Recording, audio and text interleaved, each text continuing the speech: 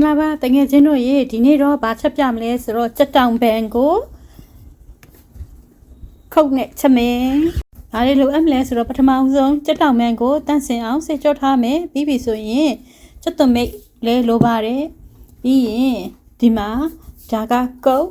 ချက်တောင်ပန်နည်းနည်းလေးပဲချက်မှာဆိုတော့ကျွန်မဒီကုတ်ကိုဘူးသေးလေးပဲသုံးနေပြီးပြီဆိုလို့ရှိရင်တော့ဒါကတော့ cooking wineဒါဟင်းချက်တဲ့ wine เนาะပြီးပြီဆိုလို့ရှိရင်တော့ဒါကတော့ဒီမှာ white star salt နောက်ပြီးလို့ရှိရင်ဒါကတော့ seasoning soy sauce ပါကဲပထမဦးဆုံးမိဖို့မှာအိုးကိုတင်ထားမယ်စီအိုးတယ်ဖို့အတွက်เนาะပထမဦးဆုံးအိုးကိုပူအောင်စောင့်ပါမယ်တခုပြောဖို့ကြံနေခဲ့သေးတာဒါမှနှမ်းလဲလိုအပ်ပါတယ်เนาะစီအိုးတယ်မယ်စီကအများကြီးထည့်ကြမလို့เนาะစီနည်းနည်းထည့်မယ်စီပူအောင်စောင့်မယ်စီပူပြီဆိုလို့ရှိရင်เนาะစားထည့်ပါမယ်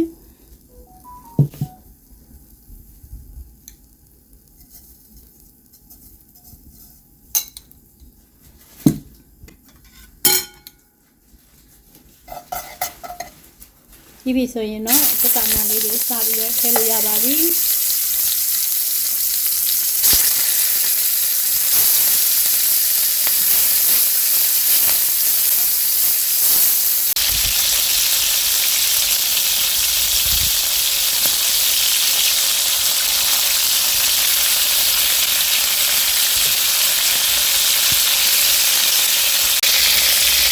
ချက်တောင်ပန်လေးတွေဒီလိုခြေအောင်တန်းလာလို့ဆိုလို့ရှိရင်တော့ရပြီပေါ့နော်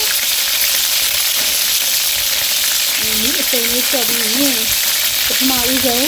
cooking wine ကိုထည့်ပါမယ်ဒါကတော့ cooking wine ပါ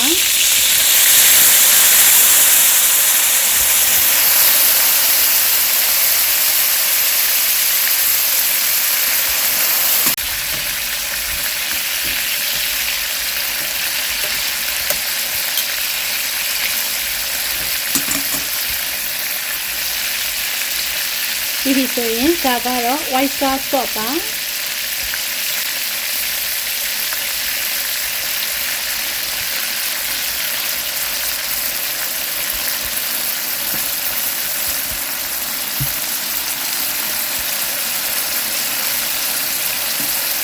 ဒါကတော့ soy sauce အကျဲပါ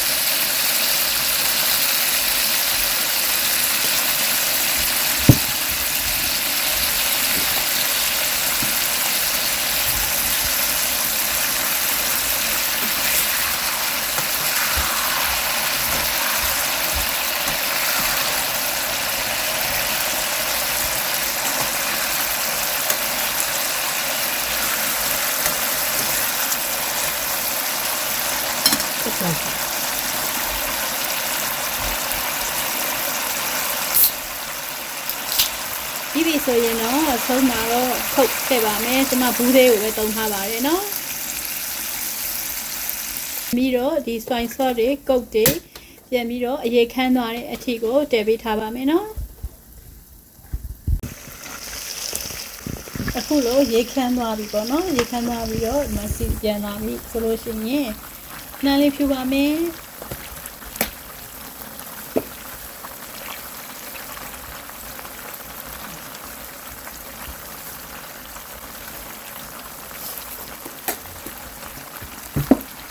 ပြီးရင်ချက်သွမိတ်ကလေးကတော့ကြိုက်မှာပေါ့နော်တချို့အနက်မကြိုက်ဘူးဆိုလို့ရှိရင်မထည့်လဲရပါတယ်ပို့ပြီးတော့အရောင်လေးနဲ့လှသွားမယ်ပို့ပြီးတော့လည်းမှွေးမယ်နော်ချက်သွမိတ်ကလေးဖြူပေးမယ်ဆိုရင်တော့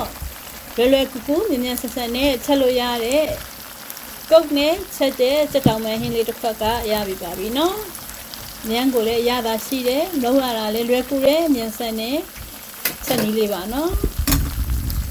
ကဲတကယ်ချင်းတို့ရေလွယ်ကူတဲ့ဉာဏ်ဆန်နဲ့အရသာရှိတယ်